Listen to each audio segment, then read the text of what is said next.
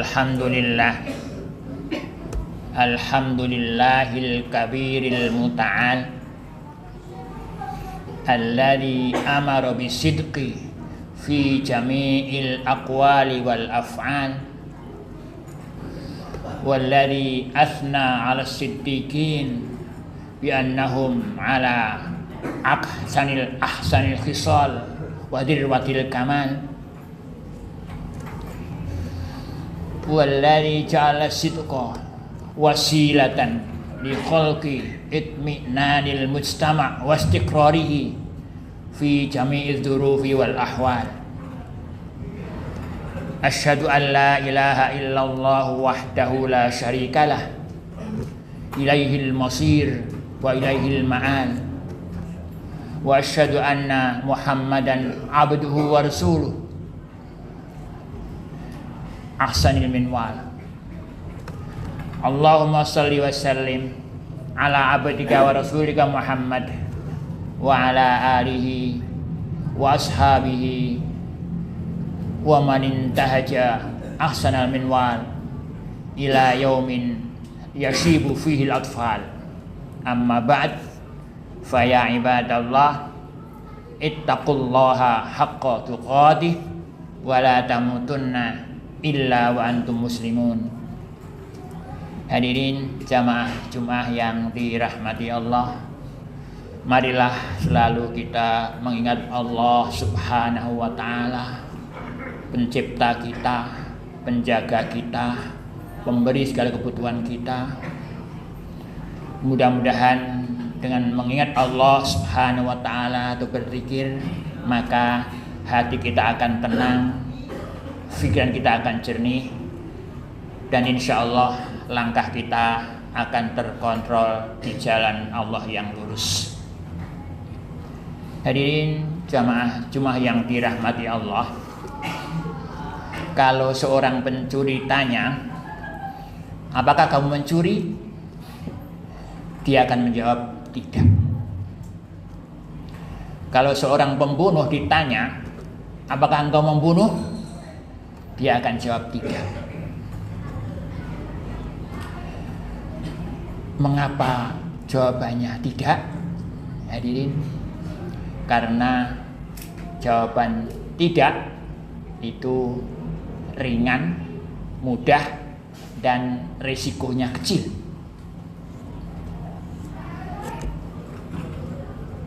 Dan manusia cenderung untuk memilih yang ringan, yang kecil, dan mungkin yang menguntungkan.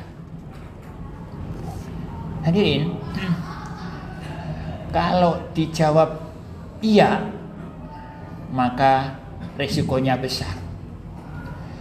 Kalau seorang pencuri tanya, apakah engkau mencuri? Iya, maka bisa dihukum, dihajar oleh massa babak belur. Atau kalau seorang pembunuh dia bilang iya, dia bisa dihadapkan ke meja hijau dan bisa diputuskan untuk penjara seumur hidup atau mungkin hukuman mati. Hadirin, karena mudahnya dan ringannya berbohong, itulah maka banyak orang yang melakukan kebohongan-kebohongan. Hadirin, lebih lagi sekarang kemajuan teknologi mempermudah segala tindakan. Maka adanya HP, adanya WA, adanya Instagram dan sebagainya, itu akan mempermudah untuk orang melakukan kebohongan-kebohongan. Sehingga kalau kita melihat kebohongan merajalela di segala lini kehidupan, itu wajar. Mengapa? Karena kebohongan itu mudah, ringan, kecil risikonya. Hadirin, itulah maka seorang pemikir Islam namanya Ibnul Qayyim, dia mengatakan al-kadhibu khafifun la yas'uru sahibahu sikolan albattah katanya. Kebohongan itu ringan sehingga para pelakunya tidak merasakan keberatan sama sekali. Hadirin, memang kebohongan itu ringan, gampang. Akan tetapi hadirin, akibat kebohongan itu luar biasa berbahaya. Hadirin, kalau di dalam rumah tangga ada kebohongan, maka kalau suami bohong, istri tak akan percaya, dan sebaliknya.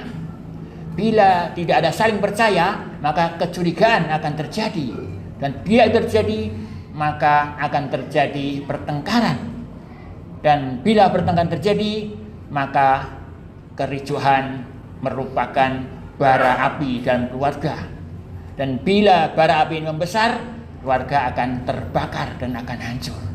Hadirin, bila kebohongan ada pada dunia pendidikan, maka contek menyontek dalam ujian adalah hal yang biasa.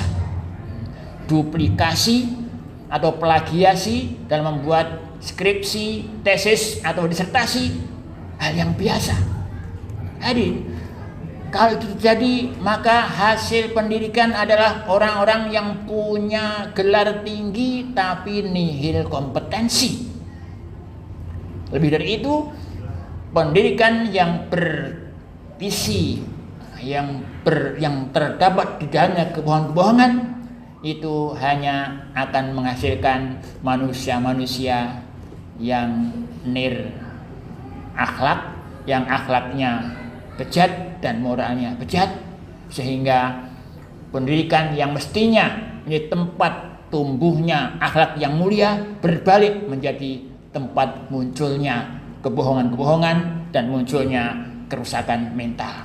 Hadirin jamaah yang dirahmati Allah, itulah maka kebohongan itu dianggap sebagai pangkalnya segala kerusakan dan pangkalnya segala dosa. Para orang bijak berkata, ra'sul dzunubi al-kadzib, pangkal segala dosa itu adalah kebohongan. Itulah maka kebohongan punya ujung yang panjang, punya akar yang menjalar kemana-mana sehingga meliputi segala lini kehidupan.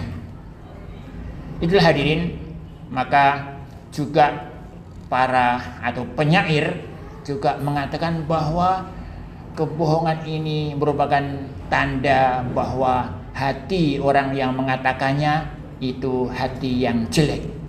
Penyair mengatakan, la yakdibul mar'u illa min mahanatihi au fi'lihi su' au min qillatil adabi. Orang tidak akan melakukan kebohongan kecuali karena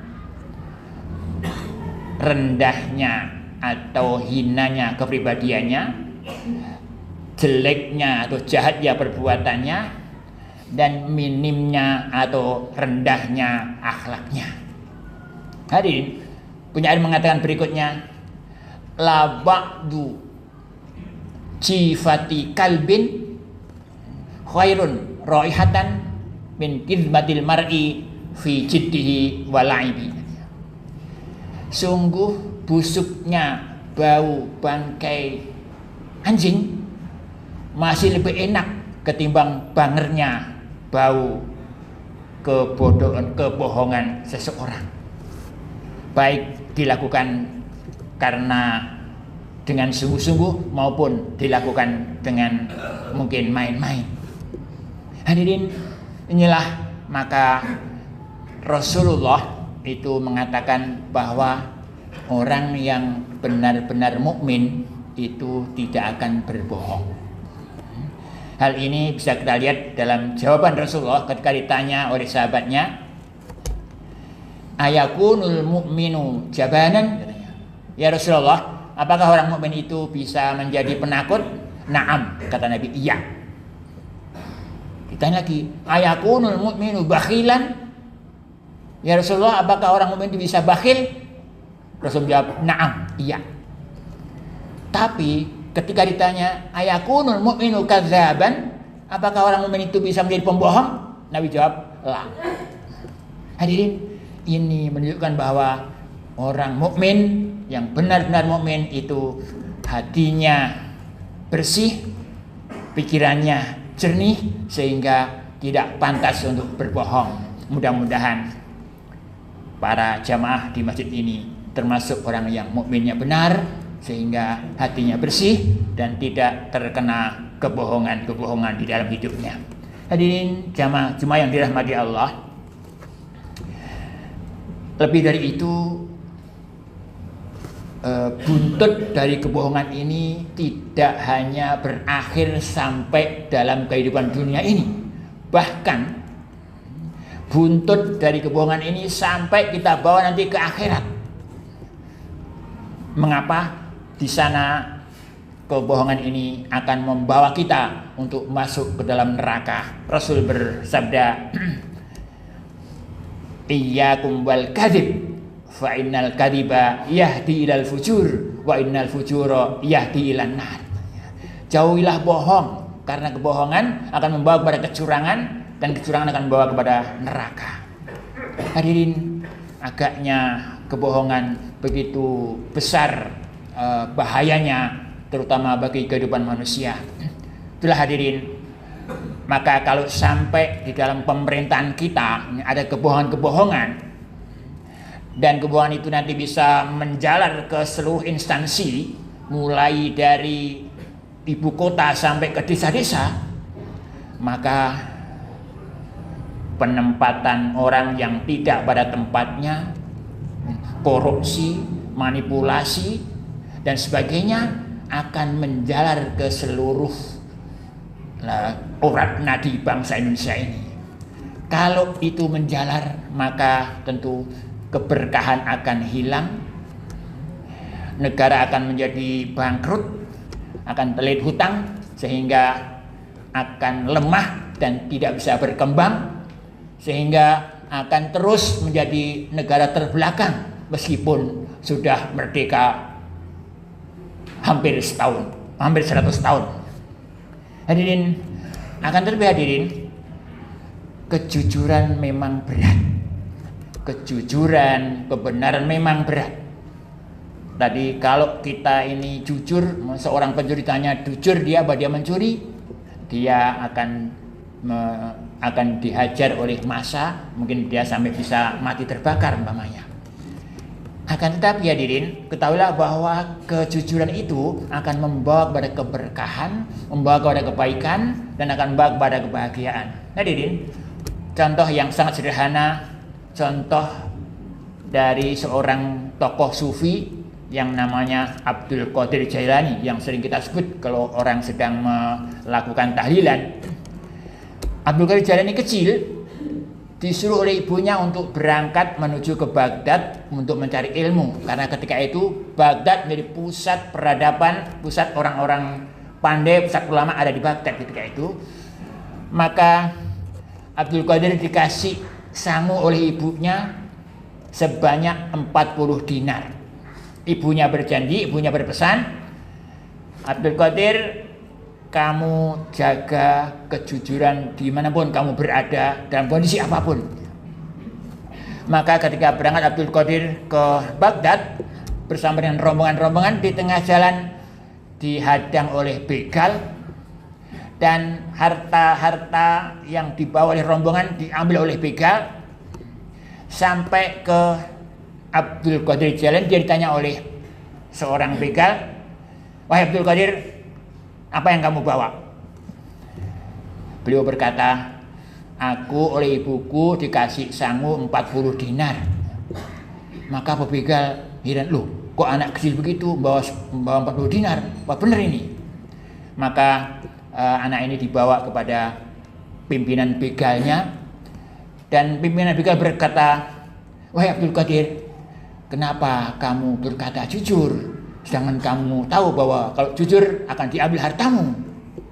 Dia berkata, "Iya, karena ibuku berpesan kepadaku agar aku selalu menjaga kejujuran dan aku tidak berani untuk mengkhianati janji ibuku. Maka sang kepala begal menangis. Dia sadar kenapa anak sekecil ini dia kuat untuk mengatakan kejujuran, dia berani untuk berkhianat terhadap kejujuran. Tapi aku orang yang sudah dewasa, mengapa aku tetap berkhianat kepada Allah Subhanahu wa taala? Dia sadar, dia bertobat dan diikuti oleh para anggota begalnya, sehingga ketua begal mengatakan, kembalikan semua harta yang kamu ambil, katanya. Kita sekarang bertobat. Maka dengan kejujuran Abdul Qadir Jailani, para begal menjadi bertobat dan mereka menjadi orang-orang yang soleh. Hadirin, ini kelihatannya contoh dan akibat kejujuran.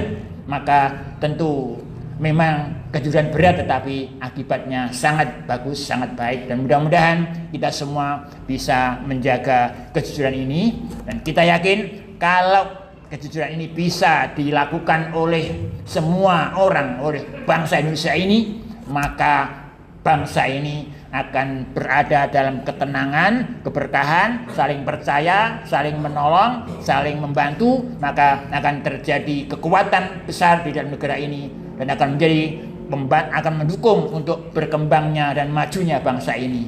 Dan kalau ini bisa terwujud, maka kesejahteraan akan bisa dirasakan oleh seluruh penduduk negeri ini. Barakallahu li wa lakum bil Qur'anil azim wa nafa'ani wa iyyakum bima fihi minal ayati wa dzikril hakim. Aqulu qawli hadza wa astaghfirullah li wa lakum fastaghfiruhu fa ya fawzal mustaghfirin wa ya najatat taibin.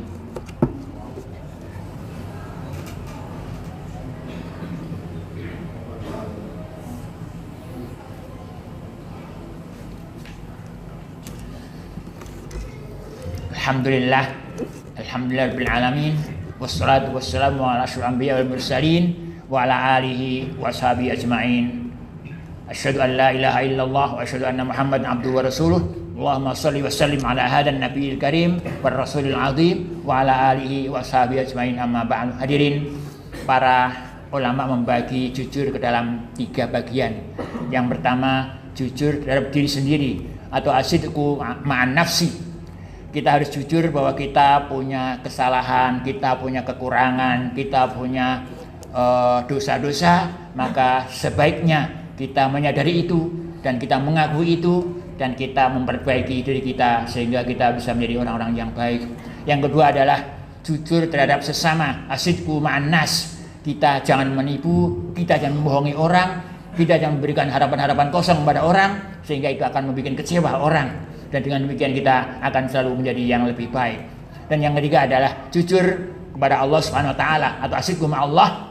Kita perbaiki akidah kita perbaiki keikhlasan kita sehingga kita bisa melakukan tugas-tugas kita di dunia ini dengan penuh kejujuran, dan itu akan membawa keberkahan dan Allah tentu akan mencintai kita ketika kita berada dalam kejujuran. Innallaha wa malaikatahu yusholluna 'alan nabi ya ayyuhalladzina amanu shallu 'alaihi wa sallimu taslima. Allahumma shalli 'ala Muhammad wa 'ala ali Muhammad kama shallaita 'ala Ibrahim wa 'ala Ibrahim. Allahumma barik 'ala Muhammad wa 'ala ali Muhammad kama barakta 'ala Ibrahim wa 'ala Ibrahim fil 'alamin innaka Hamidum Majid. Allahumma ighfir lil mu'minina wal mu'minat wal muslimina wal muslimat al ahya'i minhum wal amwat innaka sami'un qaribun mujibud da'wat. Rabbana zalamna anfusana wa illam taghfir lana wa tarhamna lanakunanna minal khasirin. Rabbana hab lana min azwajina wa dhurriyyatina qurrata a'yun waj'alna lil muttaqina imama. Rabbana a'inna 'ala sidqi Rabbana a'inna 'ala sidqi Rabbana a'in ikhwanana fi Palestin. Rabbana atina fid dunya hasanah wa fil akhirati hasanah wa qina 'adzabannar. Walhamdulillahirabbil alamin. Ibadallah, innallaha ya'muru bil adli wal ihsan wa ita'i dzil qurba wa yanha 'anil fahsya'i wal munkari wal baghi ya'idukum la'allakum tadhakkarun. Fadhkurullaha la'allakum tadhakkarun washkuruhu 'ala ma yazidkum wa dzikrullahi akbar. Aqimus shalah. Allahu akbar, Allahu akbar. Asyhadu an